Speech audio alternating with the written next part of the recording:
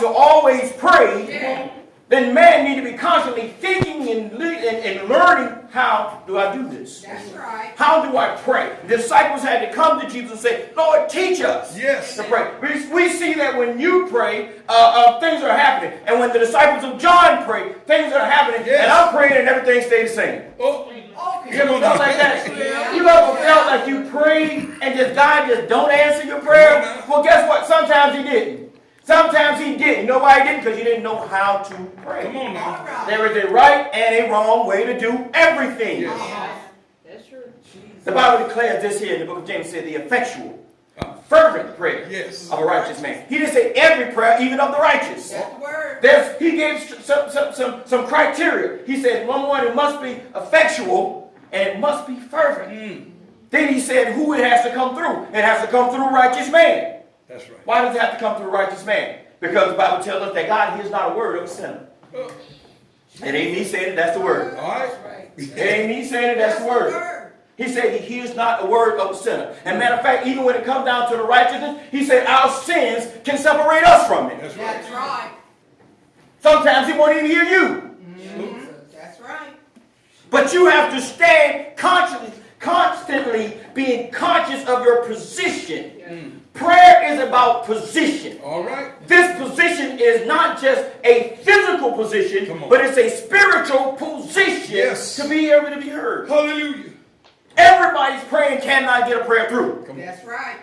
But let me tell you, when you get someone who understands the concepts and the techniques of prayer, when you understand when to pray for what. See, this is the thing. We're praying sometimes out of season. We're praying for something. We're praying for apples in the summertime where apples bloom when it's cold. So you got to know when to pray for what to pray for. For God, for things to be effective. You think about this man that David spoke about in Psalms 1. He said his fruit will bring forth his fruit when? His tree will, in its season. That's right. So if you're praying for something, you need to know what season it is. What season is this right now? So that I can line up with what's going on in this season, so that I can say, God, in this season, this is what I'm praying for in this season. Right now, this is a season to pray. Amen. And we need to understand the concepts and the techniques of prayer. The prayers of the righteous available. We're going to go into the subject, the theme scripture. I read Matthew 6 and 9, so we're going to start from the second theme scripture, which is Luke 18. And I already said I'm not going to rush this. Again, even though there's so much that I desire to pour out of this and to pull out of this, it's just not enough time in the day. So we have to search. And the Bible says, he who hungers and thirsts after righteousness, that man, that he shall be filled. That's right. So when I give you these scriptures, write these scriptures down and go back and seek God in your personal time, in your prayer time. That's right. And we're going to learn something about prayer. We're going to learn about the two positions that a man must stand in to pray. All right. Okay, so I hear some pages still turning. We're getting there. We're going to run back and forth. You guys know that you need to have a good pen and some paper when I get up here. Because I'm going to run you through some scriptures. Because I don't want you to take my word for it. I can sit up here and tell you something that might not be true. But when the word says it, that's what it is. Amen. Can't argue with the word. That's right. When heaven and earth pass away, this word will still stand. It is what it is. Amen. Amen. So I want to give you enough scripture for you to look up and for you to study into what this thing is. If truly you want to learn how to pray, how many want to learn how to pray? Hallelujah. How many want to be sick and be able to pray for healing and feel healing come right then? Come on. Me. Hallelujah. How many, when you see that look on your child's face and they're distraught and disturbed, you can be able to bind up a spirit and see that thing leave them. Watch it walk out the door. Amen. Amen. Instead of having to continue to look at your child being vexed by this thing that's tormenting them. Come on now. He's given us this power, but we have to know how to tap into it. I told you before, if I give you a stick of dynamite and I don't tell you that it has to be lit by fire, it will never blow up. All right. You're just walking around with a stick of dynamite. It only takes something as simple as you striking a match and lighting it for it to be effective. But without you striking a match and lighting it, it's ineffective. It's not fervent, and it will not avail. Come on. You throw it, hit the wall, and bounce off. Dynamite don't blow. When you light it, You got to know how to make that thing effectual. When you pray, you have to know how to break past these ceilings, get into the heavenly realm, pray, go past the angel, go past the entire heavenly host, and tap into the throne room of God. Come on. Hallelujah. Hallelujah. Hallelujah. That's what I need my prayer to go. Tell it now. Right. Ooh, Jesus. Break it on down. Going through everything, cutting through this, get it straight to God. Hallelujah. He's the author and the finisher of my faith. He's the one who has the power to heal. He's the one who has the power to provide, to protect, to deliver. So I need my prayer to go to him. Yes. But see, now when I send my prayers to him, he may answer me in a way that I may not always want to hear. That's All right. right. That's it. That's right. But if I'm in a position, if I find myself in a position of praying, that when my prayer goes out, how many know that prayer shouldn't always be a monologue, but prayer should be a dialogue? Okay. Come on. Words should not just go up, but words should come back down. Yes. That's right. Prayer is not just a monologue where you just stand and just recite some things and just do it and then get up and go away. Come on. Prayer should be a dialogue where you're praying and you're saying something, and then in return, God turns around and says something to you. Come on now. Amen. All right. That's effectual prayer. Yes. That's All effectual right. prayer.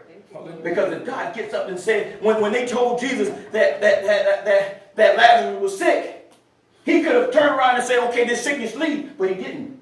He let Lazarus go through the sickness. And he said, well, he's real, and he's sick unto death. He let Lazarus go on to that. And when you say your friend Lazarus has died, he let something God will let you go through. Yeah. And then he delivered Lazarus on the outside of it. Yes. Doesn't mean that he forgot about you, but there's some things he told Peter. He said the devil desires to sift you like wheat. And he didn't pray for it not to happen. He didn't. He let it happen. He welcomed it. He said, well, Peter, I pray that your faith just don't fail you. Hallelujah. I'm going to let him do this thing. So you can pray that it don't happen as much as you want. I'm going to let it happen to you. I'm going to let the devil sift you like wheat.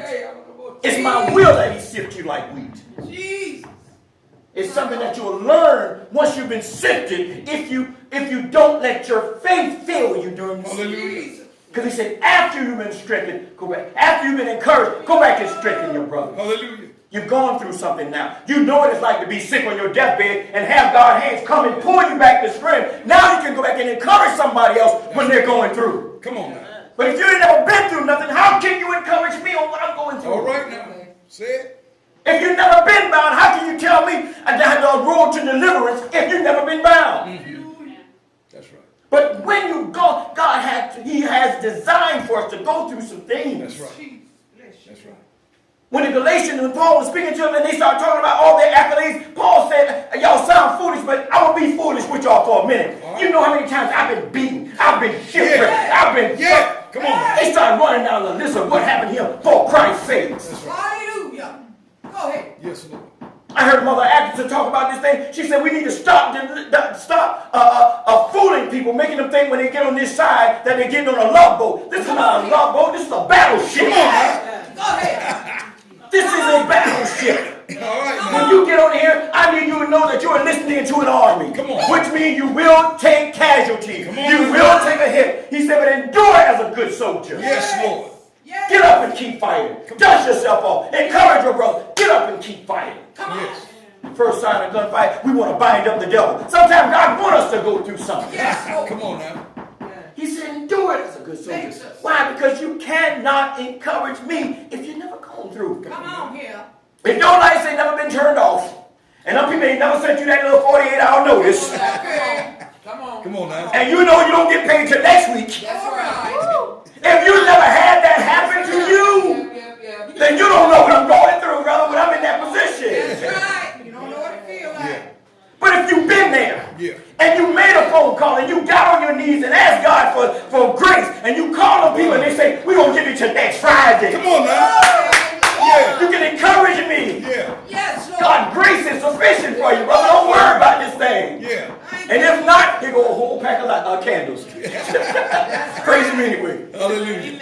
See, you got to get that Daniel faith. I know he's able, Yes. even if you don't. So I'm going to take these candles just in case he don't. I know he can. Yeah. Use plenty. That's right. If not, we light up these candles. I know that's right. Praise him in this candlelight. Hallelujah. A little intimate worship. Glory. I know that's right.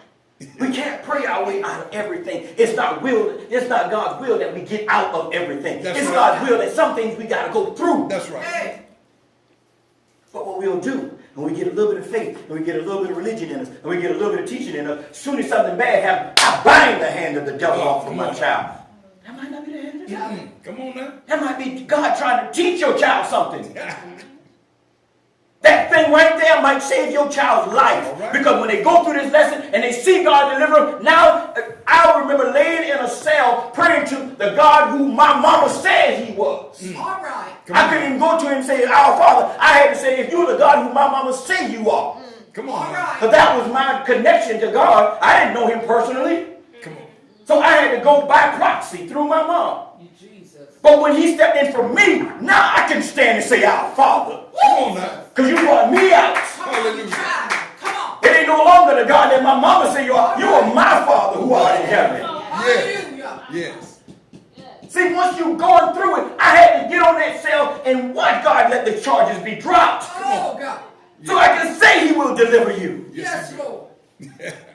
Come on. Not just what mama say. Come on. I can't testify what mama say he good. Okay. Mama say God is good all the time, and all the time God is good. But if I've never seen his hand at work in my life, Yes, Lord. Okay. we have to know when to pray, what to pray, how to pray. Go ahead. You can't just pray. There is strategy and technique that God Yes. wants us. That's why the disciples say, teach us. Yeah. And I can imagine they sat down with their pen and their paper. Like they said, go and teach me, Jesus. Because I want to see the effectual fervent prayer. Hallelujah. I want to see my prayers avail. Yes. I see you praying for this blind man, and not tomorrow, not next week, but when you finish praying, his sight came. Yes, Lord. Show now. Power's right there. Yes. I saw you call Lazarus. And Lazarus, you said, get up. Lazarus got up from the dead. That's right. I saw you take 2 fish and 5 loaves of bread, and when you lifted up the Father, you said, Lord, this is for those who are around me's sake. Come on now. I already know you can do it. I ain't asking you to do it just for me. I'm not asking you to do it just so you can show them. Broke 2 fish and 5 loaves of bread and fed over 5,000. Come on now. Come on. Come on. Now for this to be, you got to get that concept, because for this to be a little boy's lunch, there wasn't 2 big bass. Come on now. You remember the little fish they had in Haiti that little boy had on that line? He had about 10 little fish on the line this long. Okay. He had about 10 fish on it. Okay. This was a little boy's lunch that his mom said, here, take this lunch and go down there with you. Come on. There wasn't 2 big fish. Come on. Come on. 2 little fish and 5 loaves of bread. Nobody like Jesus. Fed all of them. I want to see that kind of prayers happen. That's what I'm talking about. Jesus. He said the same power that raised Jesus from the dead is in you and I, right? That's right. He said, he told them, he said, the same works that I do, these works and more, That's right. should you do? Hallelujah. Read with me. Read with me. Matthew, Luke Which one? Luke. 18. Luke 18. Luke 18, we're going to start at verse 1. Somebody say it again. Lord, teach us to pray. Lord, teach us to pray. Jesus.